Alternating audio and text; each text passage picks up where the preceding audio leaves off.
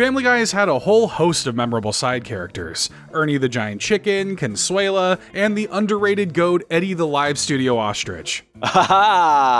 We'd lay down our lives for that bird. But there's perhaps no side character that has managed to encapsulate the show's absurdity and nonsensical nature quite like Mayor Adam West. I'm 95% helium. The one-time mayor of Quahog managed to win over the hearts and minds of not only his citizens, but also many viewers watching at home. And while we may never get another mayor like him, that doesn't mean we can't look back fondly to see why he was so great. So break out your sky lanterns and load up your cat crossbow as we pay tribute to one of, if not the best, side character in Family Guy history. But who really is Adam West? Not just the lovable, off-kilter politician, but the real Adam West the character's based on. Most of you probably know, but in case you don't, West was an iconic actor in both film and television who, after a few years in the industry, would land the role that would define his image for decades to come. You can't get away from Batman that easy. Easily. Easily. Good grammar is essential, Robin.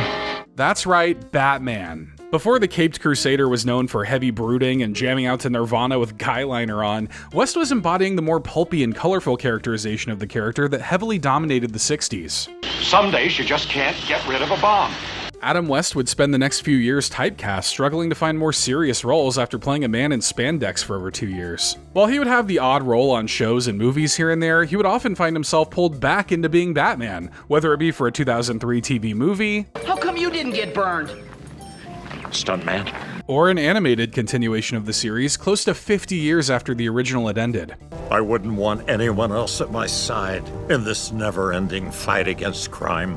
I don't know, a gun at your side might make things a little less never-ending, but I get that's not your thing. As he got older, he would start lending his iconic voice to commercials and animation, where a trend of West parodying himself began to pop up, like the copyright infringement-safe Catman and the Fairly Odd Parents. Let's take this outside.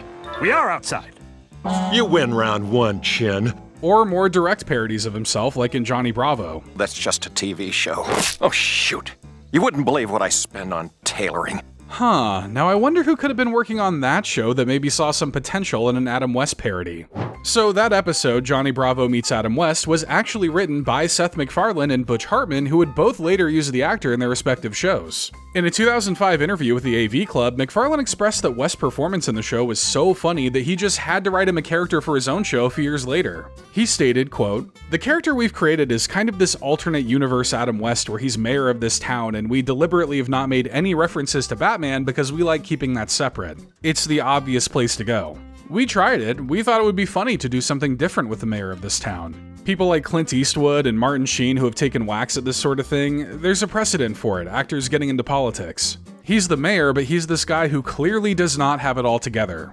Dang, was he throwing shade at Hartman since he did a Batman parody with Adam West in his show? Hollywood's a bloodthirsty industry, I tell ya. But once season 2 of Family Guy had been greenlit, MacFarlane and West were ready to bring their wacky mayor into the world. Ladies and gentlemen, the mayor of Quahog, Adam West.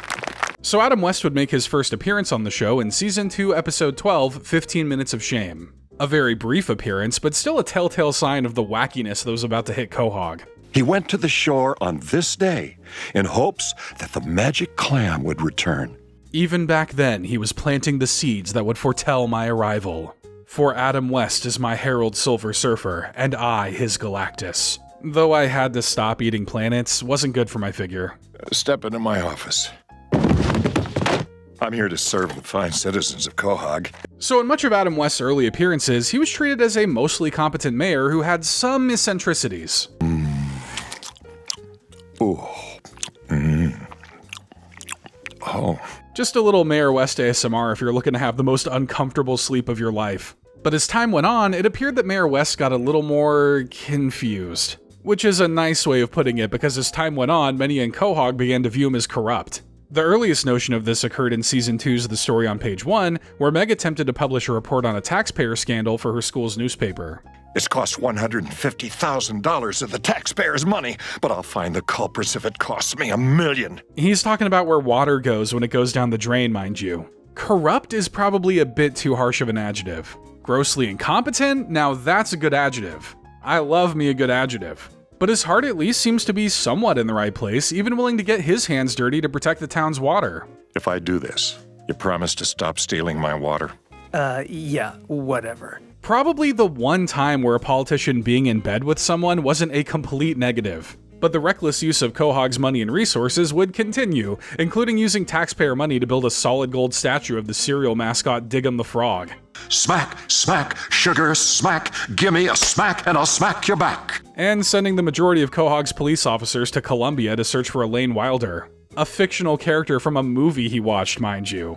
Joan Wilder's sister's being held hostage in Cartagena, and there's not a policeman in sight. I guess it's up to me. But it wouldn't be until season 5 when someone really decided to push back, as Lois did in the season's 17th episode, It Takes a Village Idiot and I Married One. So in that episode, the Griffins decide to take a little trip up to Quagmire's cabin for the weekend. Someone should probably tell Quagmire that. Oh. Hey. This the week you guys were coming up? Well, everyone should learn a little bit about other cultures when they can. Just probably not in a way that makes you want to remove your eyeballs by hand. But the trip takes a turn when the water gives everyone the Lex Luthor treatment. Dad, look! Holy crap!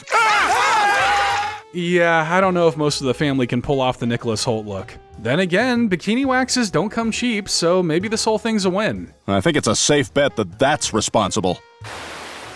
I guess they're just trying to spice up the water a bit. And like most spices, these look like they'll leave you sick in the bathroom for a bit. So once Lois's hair grows back, she decides to take up the issue of waist dumping with Mayor West. Yeah, I told him it was fine. What? And in return, I get free oil for my hair. A small price to pay for looking slick and stylish. Don't act like you wouldn't poison your town to look like you bathed in olive oil. But it looks like Lois is gonna have to take the fight to Mayor West directly. Mr. Mayor, I promise you this. Next election, I'm gonna run against you. And I'm gonna win. And what a coincidence, there just so happens to be one coming up that Lois prepares to run in. May we count on your vote next Tuesday? Chris, this is our house. I think Chris may find a better use of his talents if he just laid down and became a speed bump. Meanwhile, West manages to widen his lead over Lois by doing his best to appeal to voters. Adam West likes to eat food that's grilled in foil. That's our guy. Hey, any politician who recognizes the moisture-trapping effects of grilling with foil is okay in my book. You say I should raise my standards, but I can't hear you over the sound of my sizzling fajitas. Realizing the benefits of having Lois as mayor, Peter decides to get his friends in on the campaign. I work at a deli, and I know bologna, and that's exactly what you'll get with Mayor Adam West. And that's the kind of talk that gets a bomb installed underneath your car. Don't ever let someone tell you politics isn't a contact sport. Quagmire knows that better than everyone. I've been having with every woman in town non-stop for the past 2 days. Okay, but to be fair, you'd probably be doing that even if you weren't trying to secure the female vote. But now comes time for the true test of any candidate. A debate involving the dumbest median voter base in the country. I like him. He looks me in the eye. I'd like to have a beer with him. I'm voting for him. Who needs policies when you can just use words people like? Maybe Lois should just say the most appeasing phrase over and over again. Cellar door. Go ahead, say it out loud and tell me you wouldn't vote for yourself. Well, Lois finds a different phrase to pull her ahead. 9/11 was bad. I agree with that. A shocking amount of silence on the was 9/11 bad discussion from Mayor Westside. Is this the kind of fictional mayor you want your fictional children to look up to? Quahog's new mayor is Lois Griffin. I guess that's a no, as Lois wins the seat and immediately wants to start making beneficial changes to the town. Of course, that takes taxes, which I think is the one thing everyone can agree on. No new taxes! No new taxes! No new taxes! But without taxes, how will we protect our families from the hypothetical evils that might hypothetically hurt your hypothetical family? Would a politician ever lie to you? Hitler is plotting with the Legion of Doom. Now, is that the comic book Legion of Doom or the pro wrestling Legion of Doom? One of those would be quite the rush. So with these new taxes, Lois is finally able to clean up the lake. And why shouldn't she get a little reward as a treat? I may have dipped into the tax surplus. Wait a minute, you used taxpayer money to buy yourself a handbag? See? Not so easy finding a mayor who doesn't absolutely suck, huh? I guess corruption is just a part of the job, because Lois immediately allows the dumping of waste again just for a fancy coat. I want the coat. Excellent. Then we have a deal. Luckily, she has a change of heart, deciding to stand by her morals. She's standing by them with a new person coat, but who's counting? You better play ball, or we'll find someone else who will. I'll play ball. Are people really out here playing ball in full suits? Masochists. So Lois steps down from her mayoral position, giving it back to West, who will no doubt lead the town in a much better direction. Don't we need to have a whole new election? So as you can see, while Mayor West is primarily shown to be aloof and a bit of a clown, he was often used in many antagonistic roles. This didn't always come from a place of evil, but more so stupidity. He would continually cause problems for Quahog, even going so far as to overturn gay marriage in Quahog to divert attention from a scandal in Season 4's You May Now Kiss the, Guy Who Receives. Hey, cousin! Hey, Jasper. So before things unravel, the episode kicks off with Brian's cousin Jasper and his boy toy Ricardo coming to visit. I got big news, and I'll tell you over dinner. Greek, on me. But enough about last weekend. Oh, I'm terrible! Good to see you, Jasper. It's too bad you get shipped to the island of misfit characters along with Obi and that guy who always wants to bone his girlfriend. She said there was no way. But it's time for that big news Jasper was talking about. Ricardo and I are getting married! Oh, that is terrific. It's about time you two settled down. All sounds fine and dandy, but who would have thought that the biggest threat to gay marriage in Quahog would be a frog cereal mascot? Dig him, the sugar smacks frog. Well, a statue of him at least. I have no idea what Mr. Frog's political leanings are. But this unsightly thing becomes even more unsightly when you realize it's supposed to be in tribute to soldiers who died in the Gulf War. I'd also like to take this opportunity to announce extreme budget cutbacks having almost nothing to do with this solid gold statue. And by almost, he means 100%. Totally. Like, expect your power to go out randomly every day to save on money. So with the town in protest, Mayor West decides to handle this issue with grace and dignity. I can't see you now, I can't hear you now, you're not here now, la la la la la la la la la la la la. Grace and dignity are actually the names of his hands. But as the heat continues, West realizes he's gonna need a distraction from this scandal. Jingling keys works on babies, so why not an angry mob? My God, I'm a tomato! I don't know about that, but a few more bricks to the face and he may become an actual vegetable. It looks like West will need a bigger distraction. Some breaking news today when Mayor West announced he will sign a citywide ban on gay marriages next week. Typical politician playbook move. Make life worse for people to distract them from corruption. Don't you love getting radicalized by a funny little cartoon? So Brian takes it upon themselves to campaign for the ban to be overturned, but apparently most in town agree with the change. You get off my property, you pervert. Then again, he's not exactly talking to the most morally upstanding citizens. But eventually it comes time to sign the ban into effect. It's going to say, Adam West. That's what it's going to say, you'll see. He's not bluffing either, he will do it. But Brian busts in at the last moment with all his signatures, urging West to rethink his decision. This is very impressive, but my decision stands. No! But there are two more names for that list the mayor may want to listen to, and their names are Smith and Wesson. I don't want to shoot you, Mayor West. Good, because I'm incredibly crafty. Hey, what's that on the ceiling? It's that kind of craftiness that got him into office. He might be the first guy to major look his way into office. So the two find themselves at a standoff, with Mayor West unwilling to budge on the marriage ban. You won't break me. 15 years ago, I swallowed everything I needed to escape from a hostage situation. I guess he was hoping he'd be held hostage near a raging river. But I guess kidnappers can't afford to have their hideouts in those kinds of prime locations. The economy is hitting everyone. So it looks like Peter will need to be sent in to talk Brian down. And suddenly, the chance of death has just skyrocketed. Excuse me. Would anyone like to play Stratego? See, why can't political hostage attempts always be this chill? Brian eventually realizes he was wrong to do this, but Mayor West admires his passion. You've distracted everyone from the Diggum statue, so I guess we don't need this bill anymore. Yeah, so Mayor West may be dumb, incompetent, reckless, childish. There was a compliment in there somewhere. Oh, right, but he is capable of reason and emotional maturity. As the seasons went on, we began to see a more fleshed out version of this character. He was still a caricature, but he still possessed a capacity for care and love. Though one of the first instances of this was a tad controversial since it involved him briefly dating Meg in the episode Deep Throats. Mom, guess what? I just found out I got that internship at Mayor West's office. So their relationship starts off like most, a man in power seducing one of his subordinates, a tale as old as time. Then again, Meg might actually be the smarter of the two here. Go down to the corner and tell that hobo I admire his spirit. I'm too self-conscious to do it. But Mayor West would once again fall under the disapproval of Brian when he gets hit with a steep parking ticket while he becomes a cabbie. I need to see the mayor about this $400 parking ticket. Brian, you can't just barge in here. You have to make an appointment. or have a gun. Seemed to work out pretty well for him in that prior episode. But Brian's had enough with Mayor West's leadership. He's a corrupt bastard. That is not true. Yes, it is. Somebody's got to stand up and prove to this town that he's a crook. Crook seems a little dramatic. Now, psycho would have probably been a bit more on the money. Perhaps it was the Noid who should have avoided me.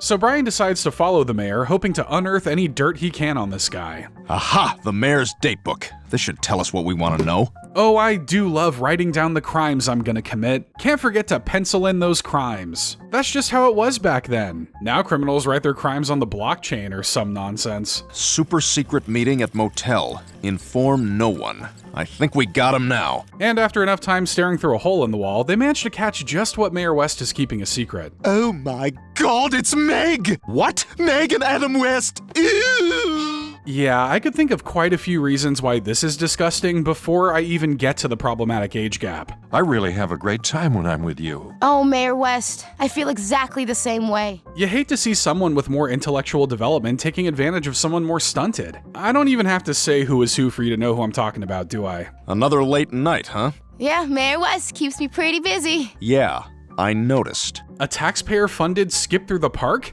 The gallows are too good for this man. But of course, Meg doesn't have any regrets over this coupling. Adam and I are in love. Oh, don't be ridiculous. Brian, come on, maybe throw her a bone on this one. Do you really see it getting any better for her from here? So Meg tells Adam about the impending news break, but he stands assured that they'll be fine. You and I know that we haven't done anything wrong. I told you that I'd wait for you until you're 18 or 21. Well, there's no law against waiting, but maybe there should be? Kinda just makes you look like more of a creep just waiting for that biological clock to tick forward. But surprisingly, Adam decides to be the bigger man and protect Meg from the damage this news could do to what little reputation she already has. This story could ruin your future, and I can't let that happen. I'll take the fall, no matter what. Mayor West tends to show a lot of compassion and understanding for a guy who should probably be kept in a straitjacket. Upon witnessing this, Brian decides to spare them. What are you doing here? I, just wanted to give you this. Well, what the hell, man? That was a nice picture. I bet Meg would have liked to keep that to remember him by. But I guess his dramatic performance is still worth something too. So maybe Adam West and Meg aren't exactly meant to be, but it can be hard to let go of a good thing. Meg? Yeah, this still happens sometimes. Thankfully, West would find a way to work himself into the family in a bit more of an age-appropriate manner through Lois's sister Carol in the episode Brothers and Sisters. Carol, how the hell are you? Not too good. Jason left me. So this episode kicks off with Carol's 1000th husband leaving her. Sorry, Carol, you might just be destined to be that one fun and single aunt who owns a lot of cats. You know the ones. So Carol comes to stay with the Griffins until she can get back on her feet. Which, by the way she's talking, she may have already cut off from under herself. It's all about Yeah. And there's so much more to life than that. Look, if you're too vulnerable and depressed for even Quagmire to take a crack at you, you might just be a lost cause. Mom, she's so sad and lonely. Look who the talking. I'm sorry, sweetheart. Probably could have put it a bit nicer, but thanks for saying what we were already thinking. But maybe what she finally needs is a real man. Well, hello.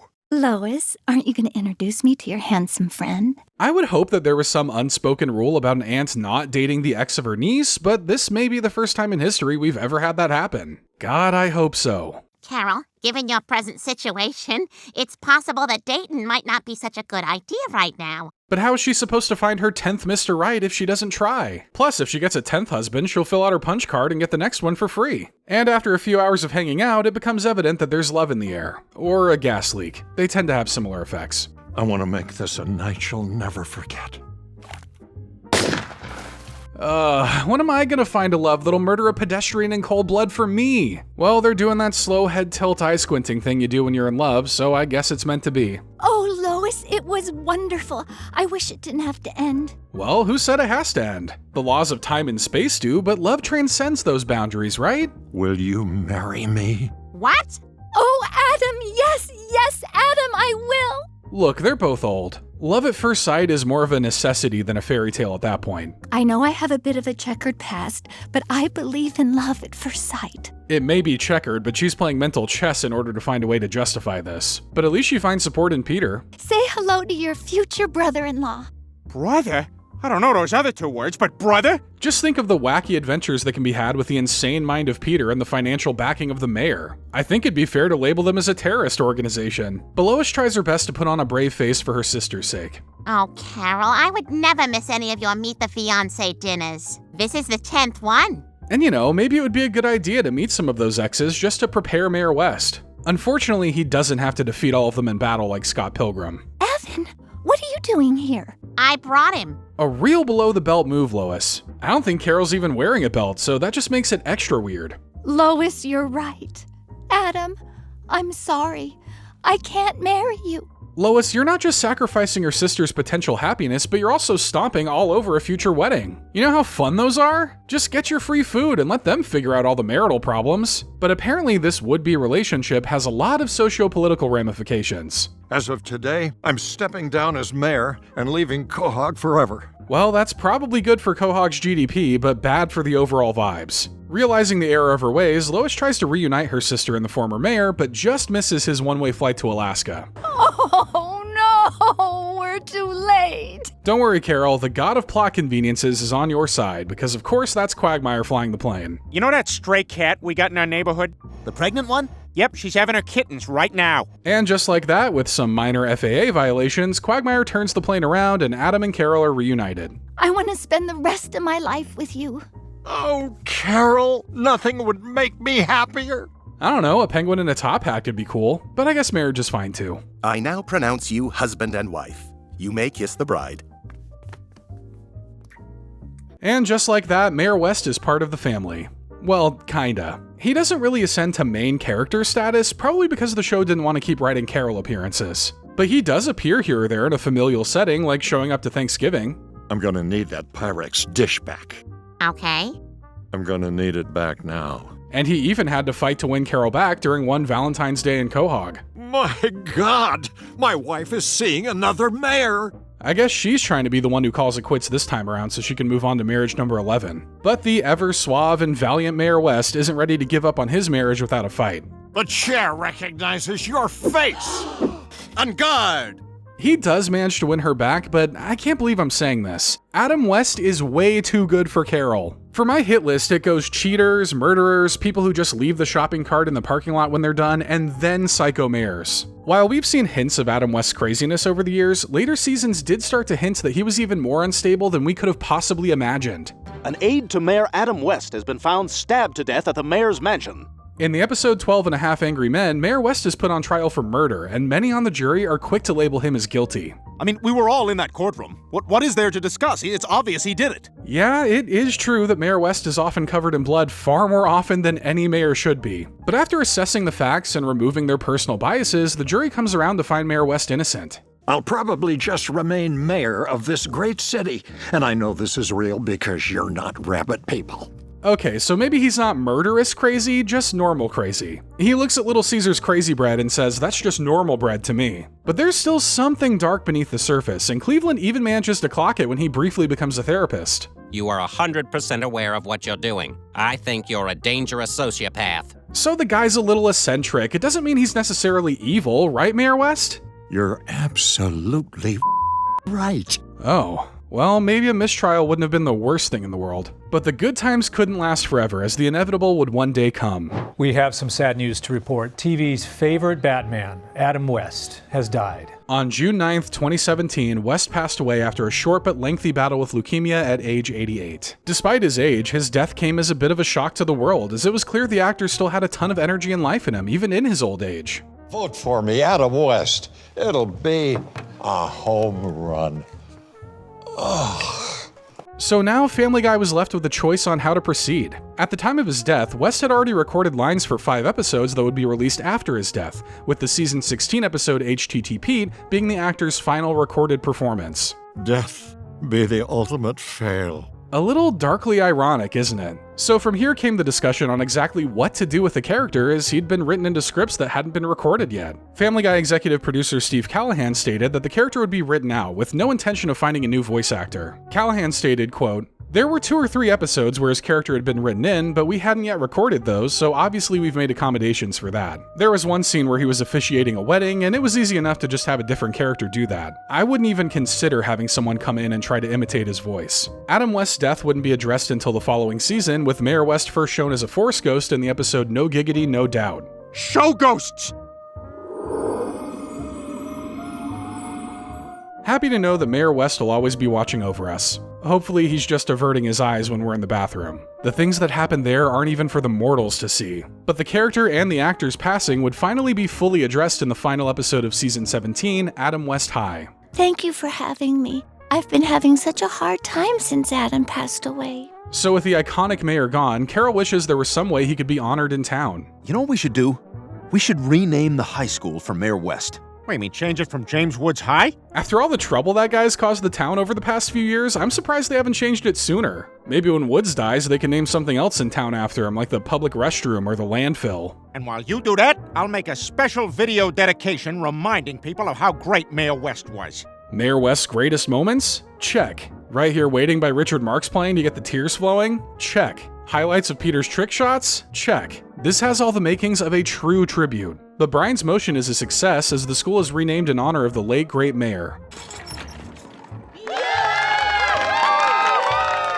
That's all well and good, but a sign can't run a town. Can it? No, that would be silly. What you did was very honorable. It showed real leadership, and I think you should be the next mayor of Quahog. Well, that would be slightly better than a sign as mayor, so Brian agrees. I'm gonna run for mayor. That's a terrible idea. You idiot, Brian. He hasn't even started running, and he's already getting the reception most career politicians do. Maybe he was born for this after all. But there's definitely someone who would rather die than see Brian hold any form of power in this town. What's this? Well, looks like stolen property and vandalism for starters. Ah, the two types of mayors, unethical sleazebags and dogs. The backbone of American politics that threatens to snap at any moment. Good question, Tom, and I'll answer that with one word.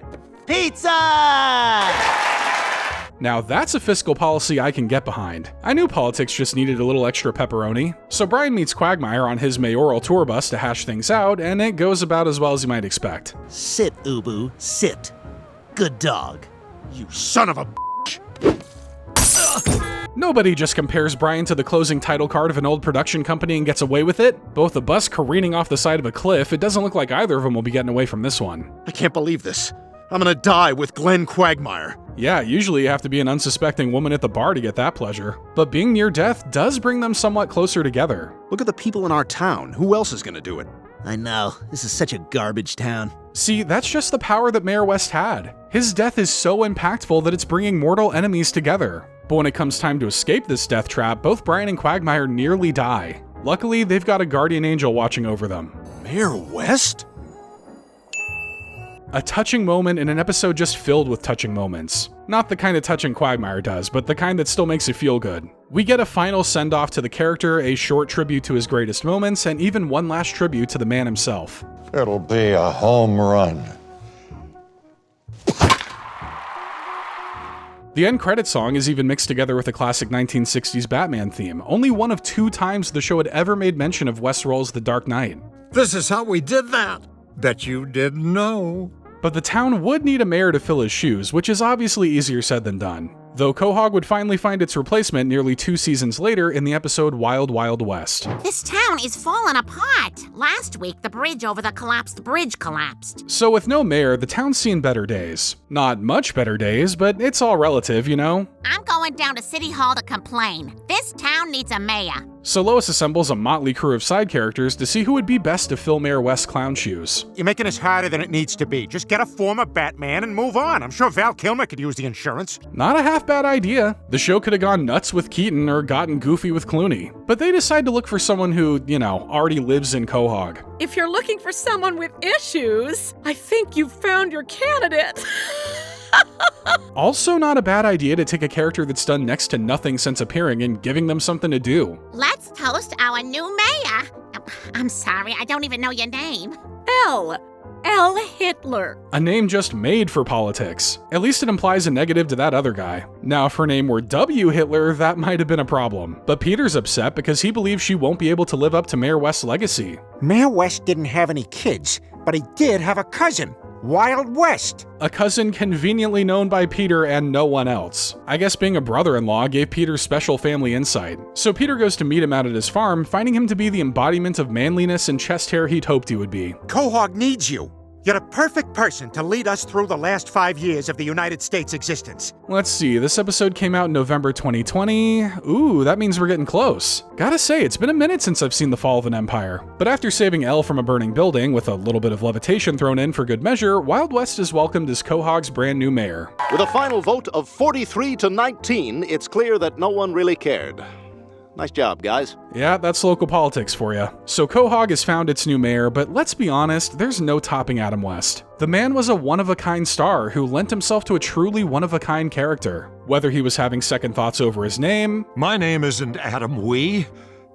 Or is it? Who am I? Becoming an activated Russian sleeper agent? You've just launched a nuclear missile against the United States. Well, this day has taken a bad turn. Or appearing in live action and sleeping in the same room as Rob Lowe, West always knew how to leave a memorable mark on not just the show, but the people he worked with. We're big Hollywood actors. Yeah, we are.